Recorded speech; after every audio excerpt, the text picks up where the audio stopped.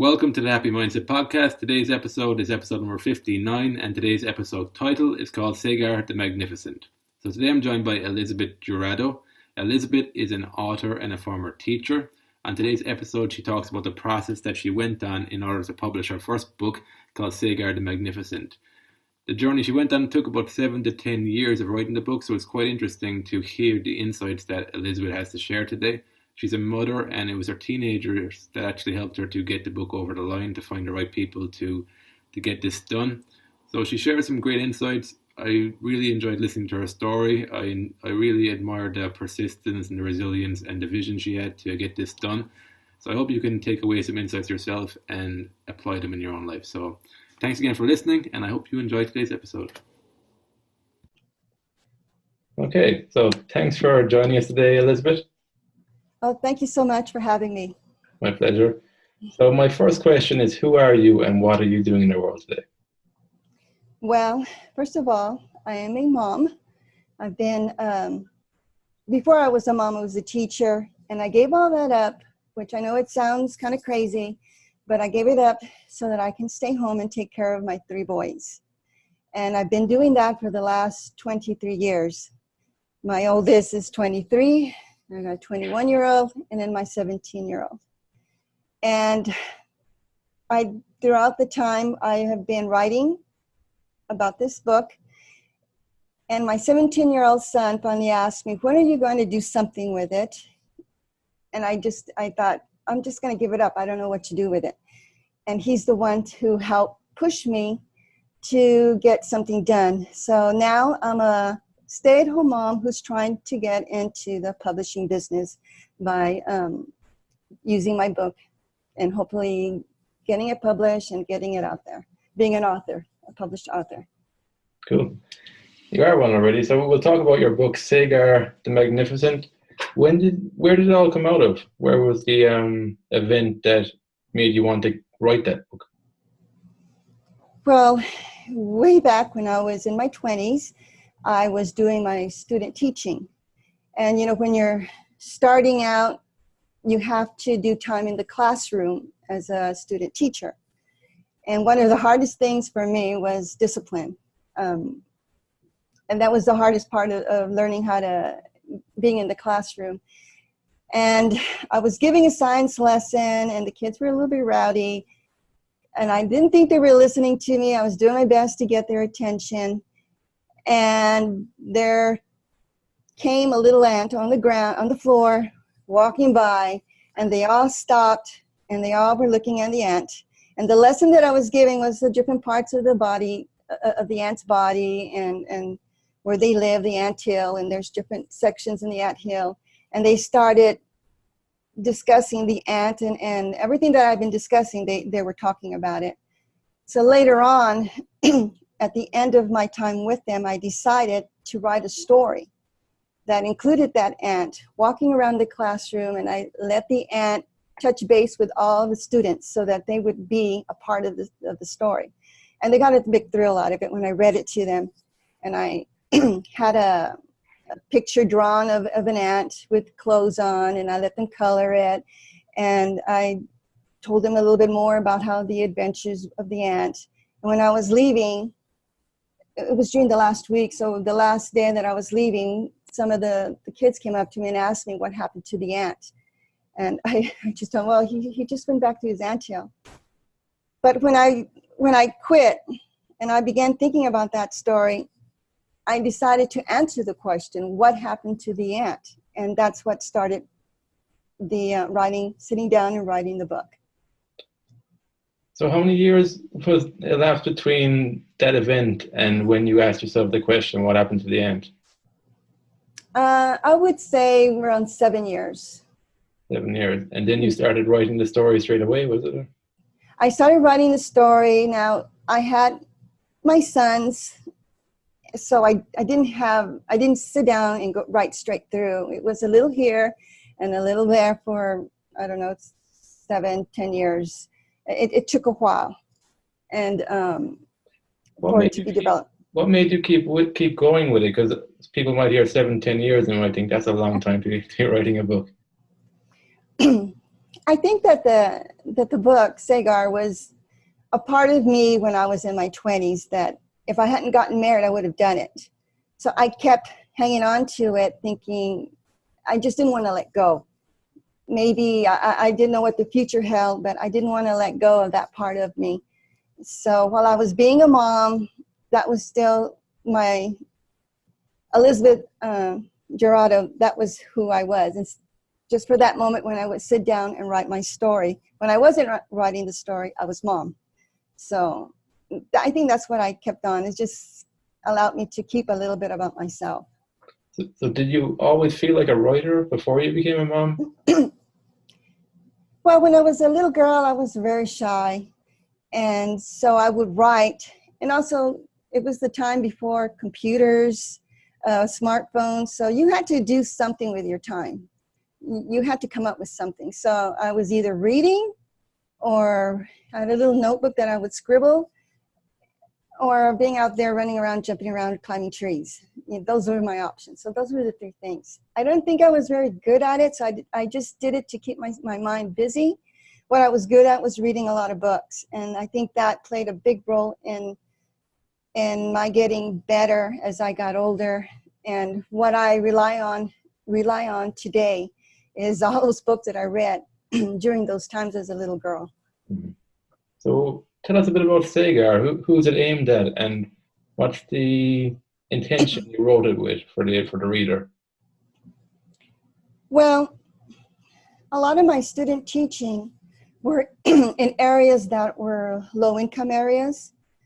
El Paso, Texas is a border city, and I did my teaching along the neighborhoods along the border, and those are very poor neighborhoods. And I wanted to write a story that included a whole bunch of Hispanic kids in a positive way. Solving problems in a positive way, dealing with issues in a positive way. So that's what was my intention when I was writing Saygar. And are there aspects of Saygar or Joseph that are aspects of yourself growing up? Yes. I hadn't realized it when I was writing it. I was just thinking, I was looking around at the kids around me, my sons. But when I was done and I had my family read it, they all looked at me and said, "That Saygar, Joseph is you." Because with his panic attacks and being really nervous and shy. And I didn't realize that I had put a lot of myself into Joseph. I guess sometimes you don't realize it when you're putting so much of yourself in a book. So everybody was telling me, "No, Joseph is you." And they're right. It was me. So. And then, like, what sort of research goes into writing this book? Because, like, when you're reading it, it's a. I read the book and it felt like it was like for 12, 13, 11 to 14-year-olds, depending on the maturity of them. But, like, what sort of research goes into that, into creating a book like that? Well, my intentions were really between 8 and 12, and I was gauging that on my youngest son, who happens to read a lot. And it would be something that he would have read and been done with it by 4th grade. So I hadn't thought about it being older, but since you mentioned it, it just depends on the child. Right. You're possibly right. But, like, what sort of research actually goes behind a book like that? Well, the research, I would do a lot of research on, for instance, the point of view. I researched that most books written, chapter books, were in the third person point of view. And so I wrote it all through the times that I would sit down and write it. And it wasn't until this last year that I thought, I'm going to go against what they recommended, and I'm going to switch it to first person. And I think it's changed since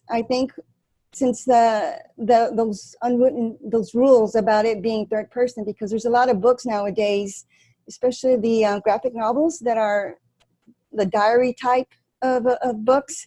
And I think that now it works. I think that you can get more into the emotional part of the narrator instead of he, she. I can really discuss what he was feeling, his gut feeling about, the ant, and I think the readers could connect better with first person. So I just recently changed it, I think a year ago, to first person. Was that a difficult choice to make, to go to number one, go against the grain, and then number two, you had to rewrite the book again? Yes. Now I'm used to that because when I first started, the technology was not all that great. I started on a little Brothers word processor. I don't know if you know what that is. And I lost my book a couple of times in that because it was just an old rickety thing. And then I went to a computer and I had several crashes. So I've been rewriting the book for many since the beginning that I began with the book. So rewriting it for the last time was just I just felt it had to be done, and so I just did it. Yeah, you got it so far. Because you went to publishers too when you got turned down. And can you just talk a little bit about how you approached that as feedback to take on board rather than quitting because you felt it wasn't good enough? Well, since I was just getting the stamp rejections, and I felt they're not even reading it. So there has to be something wrong with my story if they don't even read the first page, if they just glance at it and they just stamp no. So I just like to, when things come at me, I try to spin it in a positive way so that it won't get me down, because it's very easy to lose your confidence. And there were a few moments that I would kind of, I wonder if I should keep trying, But I thought, if you don't give it your all, if you don't try all the avenues, then you could be cutting yourself short. So I decided to keep trying and looking at the book, stepping back and looking at it to see what's wrong. And I think one of the biggest things that I changed that I think made a difference was the first few pages. I thought by bringing in more of who I was into the story made a big difference. I'm here from El Paso, Texas. It's different, it's unique. You've got the border right down the street from me. So I live in an area where there's a Mexican culture and an American culture living side by side, and in many times it merges, and it's a different experience. Because you put some Spanish words in the book too, don't you? Yeah. Right. I put in Spanish words. I put in, the first book I was slowly putting things in there. The second book has a little bit more of the Mexican culture because the second book is going to have more of his family. And, when you deal with family, you're dealing with traditions and the culture. Yes, you're going to have to deal with that. So, looking back on it, why do you think it became more personalized towards the end? Do you feel like you became more confident, or it was just you wanted to bring it more to life? What explains it from being more general maybe to begin with to being more personalized to El Paso a little bit towards the end? Well, first of all, I remember, they say, you have to write what you know about. And if I'm going to write what I know about, of course, it's going to be who I am, where I live, my tradition, my culture. And I think that's why I wasn't reaching people, because I was trying to keep that out and just keep it just a normal, straight through, just a regular book. And I think that by going first person, it allowed me to bring in who I was, for some reason, who I was more into the book. Yeah. And was hopefully, that difficult? Did you find it was difficult to include you in more personalized book, to include more of yourself in the book? It was, like I said, I unintentionally wrote Joseph thinking that I was using my sons, but I did not realize that I was writing myself into the story, because I opened myself up and I go, well, what would I feel if this happened? Of course, I would be nervous. I would be shaking and all that kind of thing. So I started writing that, and every time he would meet up with a challenge, I would put down how I would feel, and then I guess subconsciously how I would hope I would meet up to the challenges. And that story, since it's fiction, allowed me to be, Superman at some times, even though I know I wouldn't be able to do that maybe.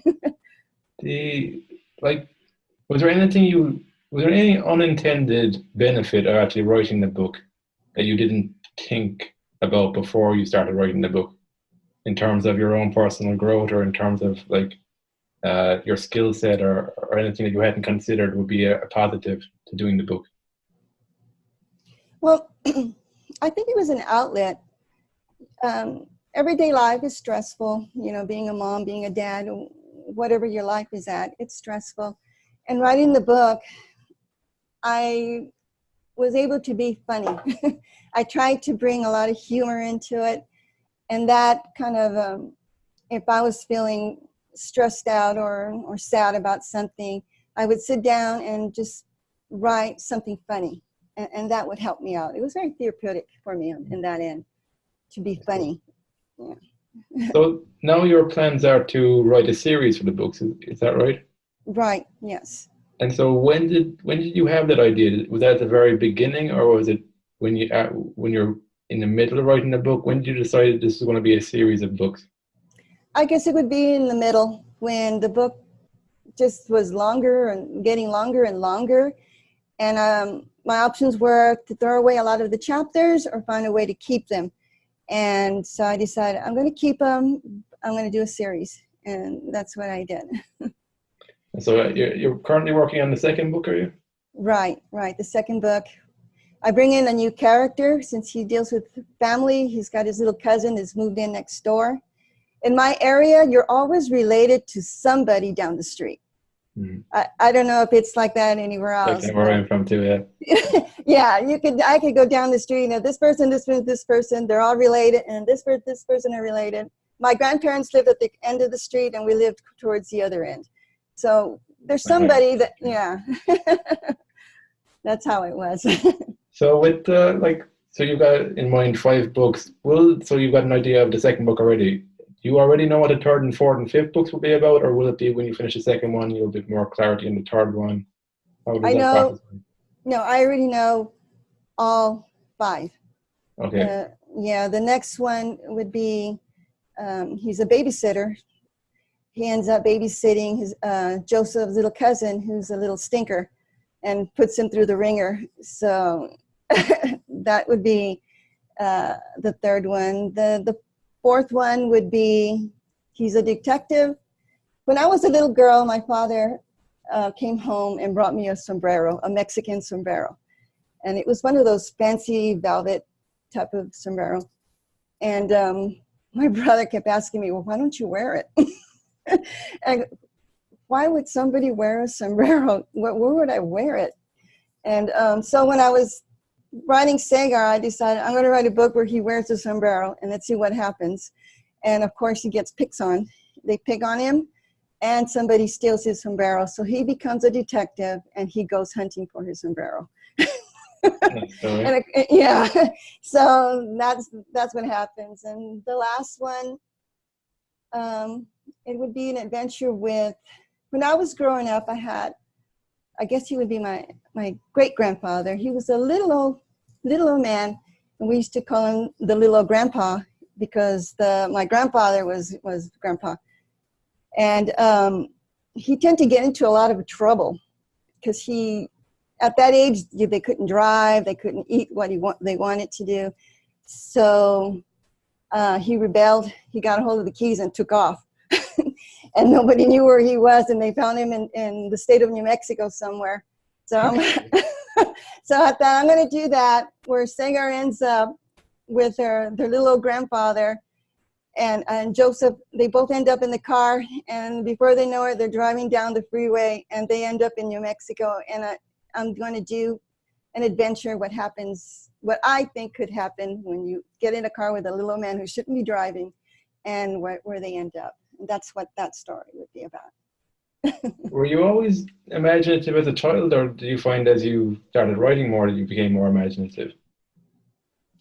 I think as a child, I was. First of all, I read a ton of books.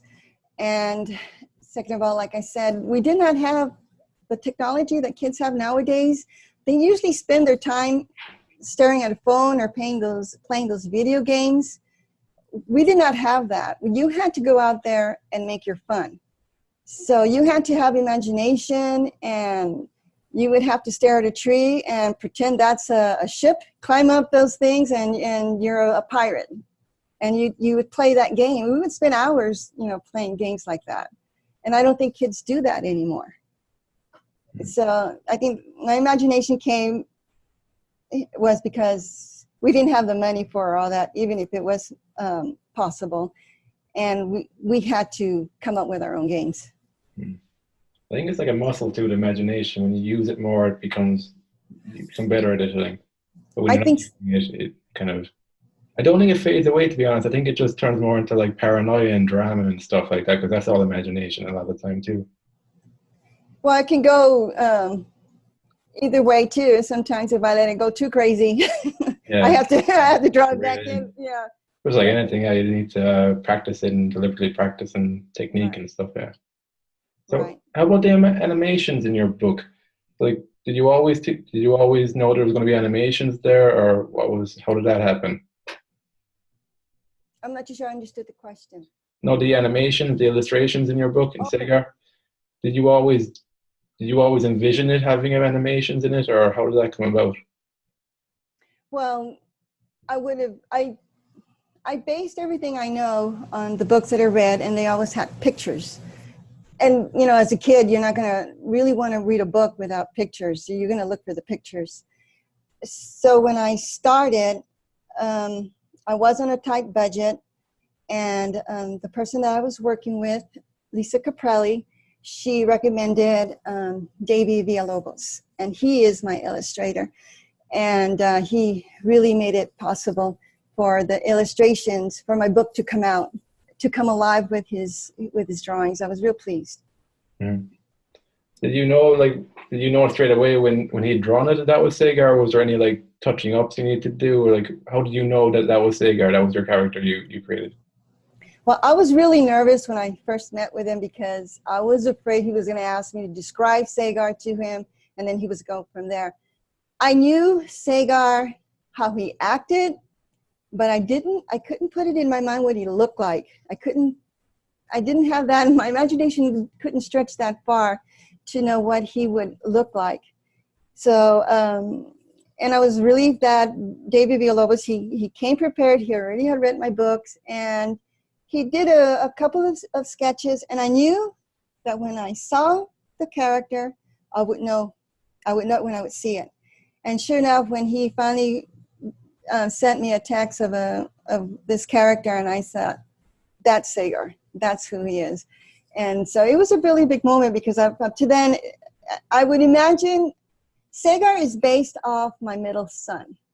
My middle son is very hyper, had to be climbing over things, and I had to always keep an eye on him. He was real skinny and long finger.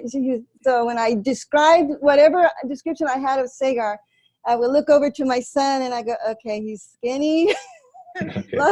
long fingers. All right, that's him. Okay, that's what he would be. But as a picture, I was not sure what he would look like. And Davey Villalobos, I think, nailed it. Did a good job. Yes. So how about, do you have any advice for somebody who might be in a similar situation where they're a mom and they've got a tendency to want to write or just create or do stuff, and they might be feeling they have a lack of confidence or they have a lack of time? Do you have any advice for somebody who's in that situation right now? Well, first of all, never give up. You have to keep writing, rewriting and rewriting. You would think it's the worst thing that would ever happen to a writer, but it really is the best thing. Each time I wrote it, I saw it differently and I improved on what I had. So that would be one thing. Just don't give up, keep writing. Research, I read a lot of blogs on the point of views and things like that. There's always, especially now that there's computers, these laptops, it's just on your fingertips. I told my kids, when I was little, I had to go to the library and look things up. and they don't know what that's about. They have no concept. Yeah. So that would be one. And I was lucky. I think when everything came together, it was just meant to be, because I met up with people who I never thought I would meet up, such as meeting up with Lisa Caprelli was a total accident. I was not looking for it. She was at a community college giving a teenage workshop, and my son happened to be friends with her niece. And he told me, "Come on, Mom, come see this.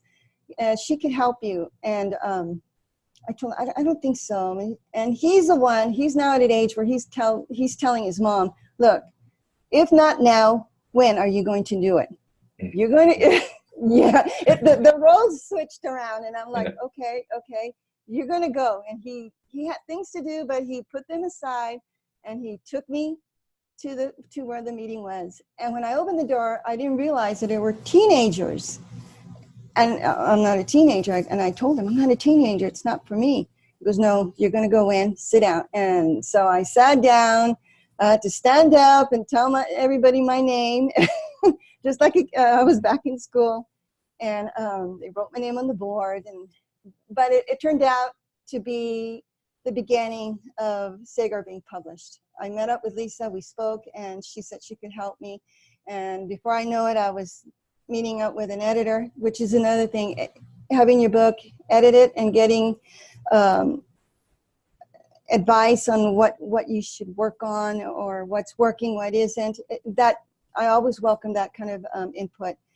And it's just started rolling from there. And I had stopped looking for it. I was at a point where I thought maybe I should just put it away and concentrate on helping my kids get into college. But they're the ones who then told me, it's time for you to do it. And so you just can't give up, because you don't know what's around the next corner. Mm-hmm. Something can happen, something that you're not expecting, and it just changes your life, just flips everything over. And that's what happened with me. That's great. Great story. Where would people find the book if they wanted to purchase it? Well, right now it's on Amazon. I've got it on, it's a paperback and Kindle. And hopefully we'll be working on trying to get it into a hardcover book and into Barnes and Nobles. I know it's a process that you have to go through. It takes a couple of months. Lisa Caprelli recommended me get through this first process of getting it published on Amazon, take a breather, and then start on with a Barnes and Noble. So that's what I'm hoping to do. Yeah, step by step. Yeah, that's how you get it done. Yeah. So, do you have any last piece of advice that you'd like to share with somebody who's listening in this podcast? Well, also, don't sell yourself short. Everybody has something to say, something to give, and it comes out in a book a lot of times, or it comes out in your children. But you have to keep a hold of who you are, and to know that there is something good in you that you can share with other people. And I sometimes would doubt it, but it comes out, I'm hoping, in my book, that the humor and bringing my life, which it's a little different than a lot of people, with the Mexico being right across from me. I think everybody has a story to tell. And I think everybody should take a chance and try and find a way, whether it's writing a book or in art, or whatever way that you can do it, to bring your story out. Good advice. Good advice, Elizabeth. Thanks for sharing your journey, and thanks for sharing the story and the process you went down. For me, it's an example of somebody who keeps persisting, and even when you felt like it was time to give up, then you would still have an open enough mind to keep going and stay at it and reach your goals. So thanks for sharing your story today. Well, thank you so much, Dennis. I've had a lot of fun here. My pleasure. So until next time, have fun and enjoy the process. Thank you.